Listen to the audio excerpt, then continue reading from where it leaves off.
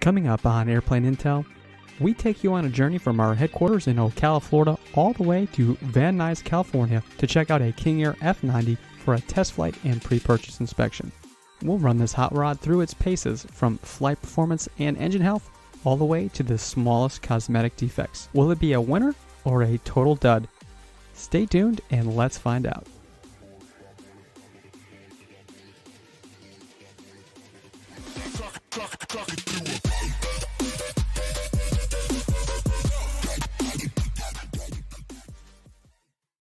The King Air F90 is affectionately known as the hot rod of the King Air series. Beechcraft has been making the King Air 90 series since 1964. Early variants of the King Air 90 featured a pair of Pratt & Whitney PT6A-20 engines boasting 550 shaft horsepower and a 9,000 pound gross weight. Perhaps the most well-known version of the King Air 90 is the C90, which features a 9,650 pound gross weight, wider wingspan, conventional tail, and more efficient PT6A-21 engines with the same 550 shaft horsepower. However, the King Air F90 is not only a hot rod in comparison, but a bit of a hybrid too. The F90 shares the same fuselage from the King Air C90, but has the wings and tail section of the King Air 200, giving it an aggressive look and prominent ramp appeal. Best of all, the F90 has a pair of PT6A-135 engines delivering 750 shaft horsepower each and a handsome set of 4-bladed propellers. The extra boost in power translates into an increase in gross weight of 10,950 pounds, cruise speeds in excess of 250 knots, and a range of over 900 nautical miles. The aircraft can cruise up to 31,000 feet and typically burns about 100 gallons an hour. The cost per mile is less than both the C90 due to its increase in cruise speed and the King Air 200, making it a perfect airplane for owners that need the added performance without the added cost. In fact, the aircraft was in such high demand, it competed directly with the King Air 200, so Beech ceased production in 1985 after 196 aircraft were built. Now join us for our flight test and pre-purchase inspection of this 1980 King Air F90.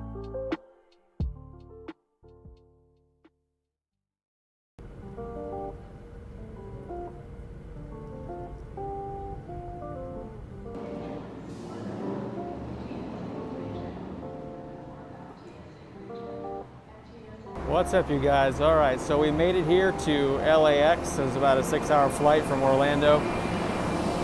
We ran into a couple snags already, but we're working through it. We got to hopefully get a few hours of sleep. Right now it's about 10:15 local time, which means it's about 1:15 a.m.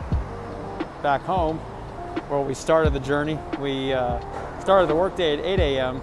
Got some other things done with a few other airplanes, a couple other clients and such. And then we left for LAX via Orlando about 3 p.m. So it's been a long day. We're going to be meeting with the owner of the King Air tomorrow morning at 8 a.m. to start going over the logbooks and all the maintenance records. Similar to the Cessna 414 we did last time, the maintenance records and such were not digitized.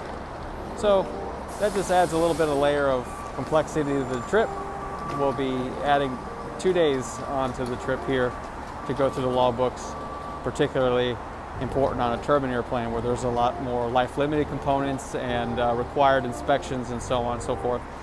So anyway, we'll get some rest and catch you guys in the morning. Good morning, guys. Adam here. It's about 5:20 a.m. on Tuesday, day 2 of this California trip. We're going to be going to pick up our rental car now. We ran into an issue with the rental car last night where the line was extremely long, and they said that the minimum wait was 2 hours, and it was already after midnight. So we decided to just walk to the hotel. Then we'll pick up the rental car this morning. They opened up at 5, so we're heading over there right now. All right, so we'll see you in a bit.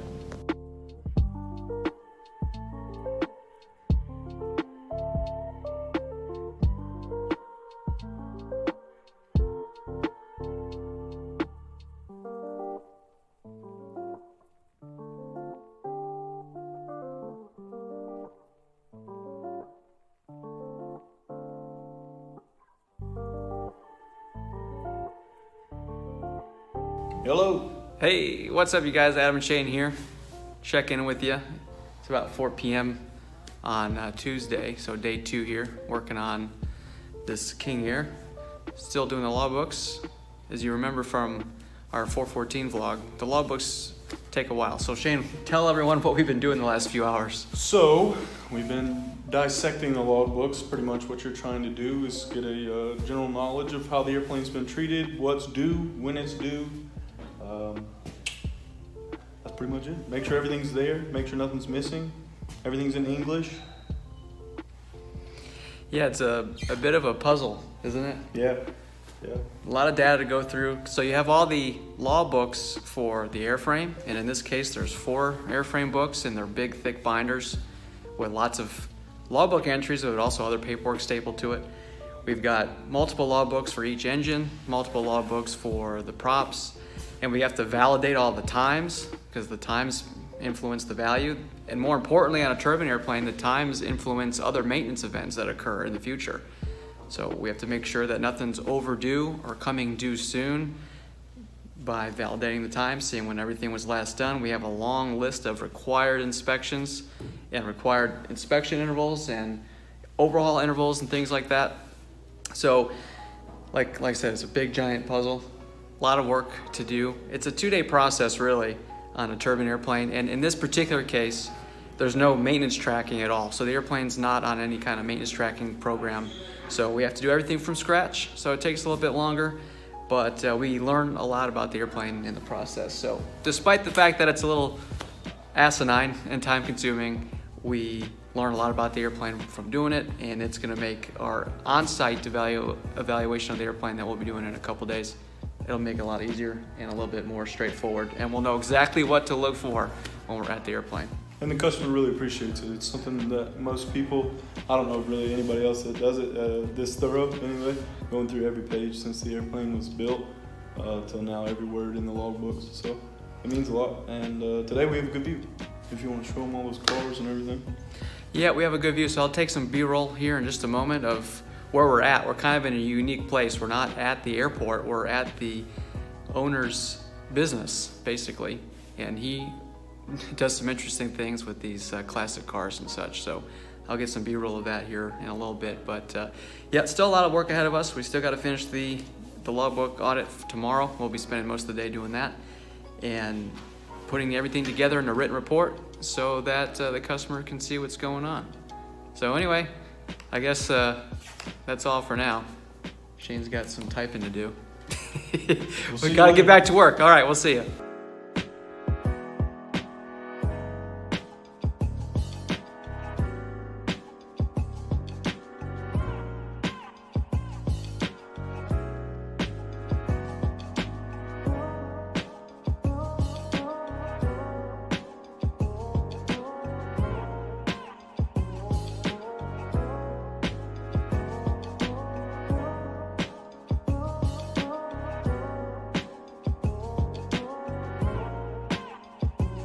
Hey, it's Thursday morning now. So we spent all day yesterday finishing our logbook audit. It's about a 16-page report so far on that, with a maintenance status of the airplane and some items that need to be addressed, that sort of thing. So we're outside Signature West at Van Nuys Airport, about to do a flight test with the owner. And about 10 minutes we'll go in there and meet him. And looking forward to that. It'll be our first look at the airplane on this trip, which is kind of crazy because we've been gone since Monday, but Monday was a travel day, Tuesday, Wednesday were the logbooks, and today and tomorrow will be the airplane. So a lot to do in a short amount of time, but we're excited and we're ready. So we'll check in with you in a little bit and show you the airplane.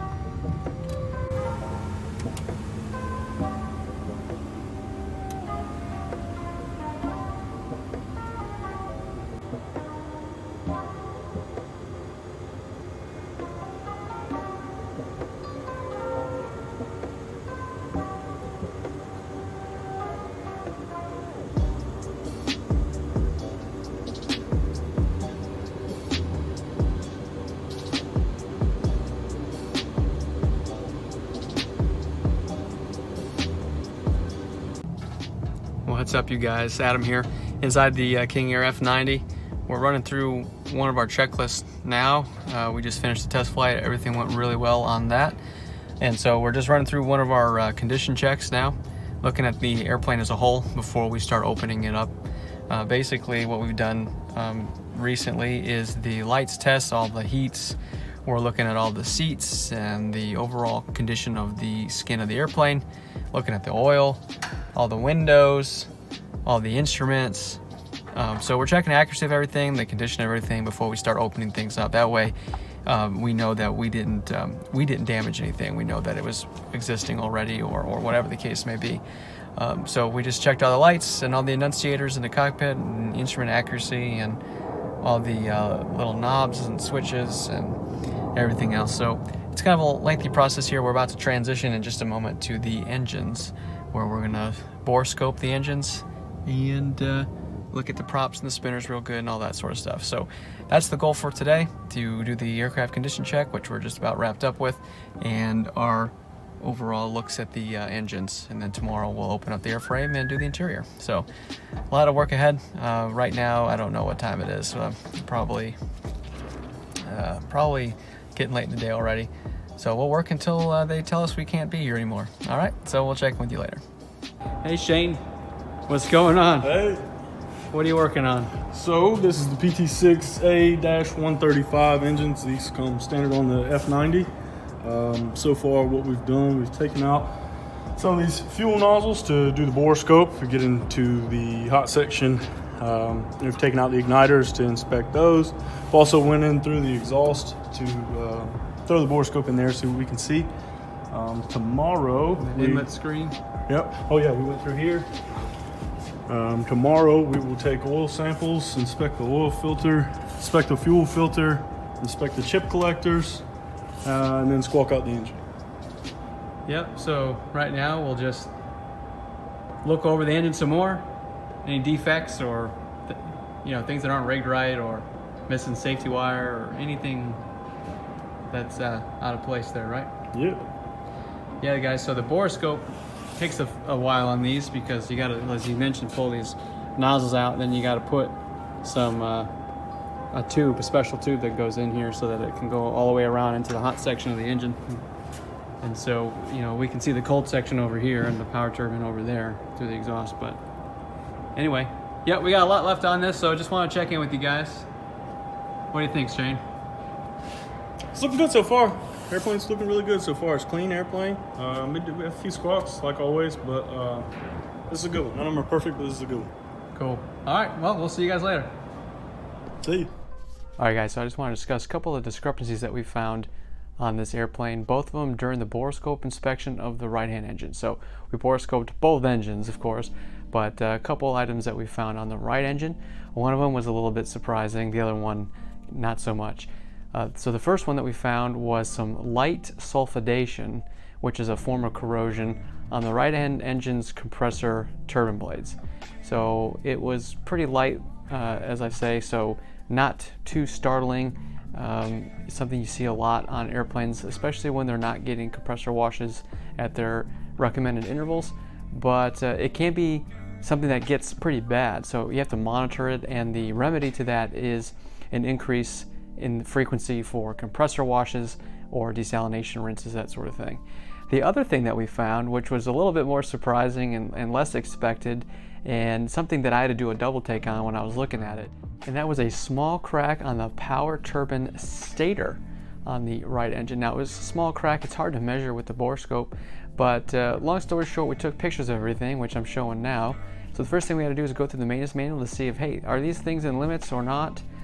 Before we make a big deal about this sort of thing, we need to do some research first, because it's one of those things that can be an issue that needs to be addressed immediately. It could be a deal breaker perhaps, or it could not be a big deal. So we need to kind of get an idea as to what is the urgency level for this sort of discrepancy. So first thing we did, consult the maintenance manual, and the second thing we did is we called Pratt and sent them some photos and got their feedback on it as well. So this is what Pratt had to say about the crack in the power turbine. Per Engine Maintenance Manual 720000, Engine Turboprop paragraph 10G4, if the defects are not repairable, replace the power turbine stator at the next power section repair, providing NG and T5 are within limits.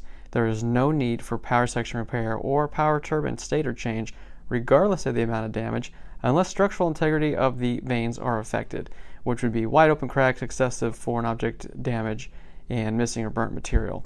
So in a nutshell, what they're saying is as long as our NG, our gas generator, is within limits at all power settings, and the same thing with our T5, which is essentially our interstage turbine temperature, if those items are within limits, which they absolutely are, and there are no structural defects to the stator, then no repair is necessary. It's something that we will monitor. Now, the thing is though, when you add this to the other list of discrepancies that we have, these sorts of things become negotiating points.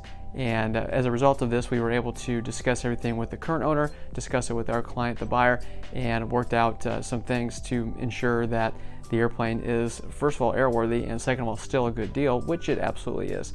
And so this turned out to be not much of an issue for us at all, but definitely a little bit of a surprise. We had to do a little bit of homework and learn a few things about that particular situation.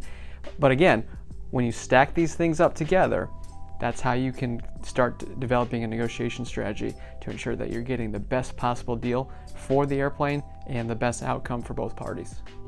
Alright guys, so something I wanted to show you real quick here. These spinners can be put on wrong. And what I mean is they balance the prop, and if the spinner's not on correctly and positioned the same way it came off, then you can throw the prop balance off, and what it can do is it can crack the bulkhead that's on the other side of the spinner. So what a standard practice is they put these little notches here. This is on the airframe side, this piece. This is on the spinner side. So it's really important that you line up these notches so that the spinner goes on the same orientation that it came off. And again, that just keeps the prop nice and balanced. Make sure that this isn't crooked and it stays on nice and doesn't put any excess stress on the bulkhead that's on the other side there. So that's my tip for you on this trip. It's Friday, February 18th. Last day looking at the King Air F90 that you see behind me. As you can see from the rest of the video, we've been pretty busy trying to get this airplane wrapped up. We have a few more hours of work left. Shane is working hard on the other side, and we got a lot done over the past couple of days here. So I'm excited to be wrapping it up. I'll show you some of the other squawks that we found. We found some pretty good ones, I think. So I'll show some B-roll of some of the things we found out here so far. And then we'll wrap up here around 6 or 7 tonight, head to the hotel, clean up, and then we catch a red-eye back to Orlando. So we'll get out of here about 11 p.m. and get back to Orlando tomorrow morning about 6 a.m. and then get right back to work at the office. So anyway, let me show you a couple things here real quick. So I'm under the right wing right now, and I've got a couple of small panels open. I've opened up a lot of other ones already. It's gonna be a little noisy out here, but anyway, all these up here, these are all fuel panels. So we're not gonna open those. No real need to. But what I wanted to show you is up in here. I don't know if you can see that too well, but right there, that bolt, that's the stop for the ailerons. Anyway, when I move the aileron, the belt crank hits the stop. So this whole thing up here is the belt crank for the aileron. And there's the other stop. That's the up stop over there. That's the down stop over here. I apologize if the video is a little blurry, but kind of hard angle. And then of course through here, you can see some of the forward aileron cable. And then all up down, straight down there, there's some fuel lines, and then the forward spark. So a lot of stuff to look up in these wings. Wings are really important. A lot of stuff goes through there, the cables, fuel lines, a lot of the structure for the wings, so on and so forth. So anyways, that's what we're doing. Let's put up some other photos and videos here of some of the other things we've been looking at and finding out about this airplane. But there's a couple things to address, but so far, overall, everything's going real good.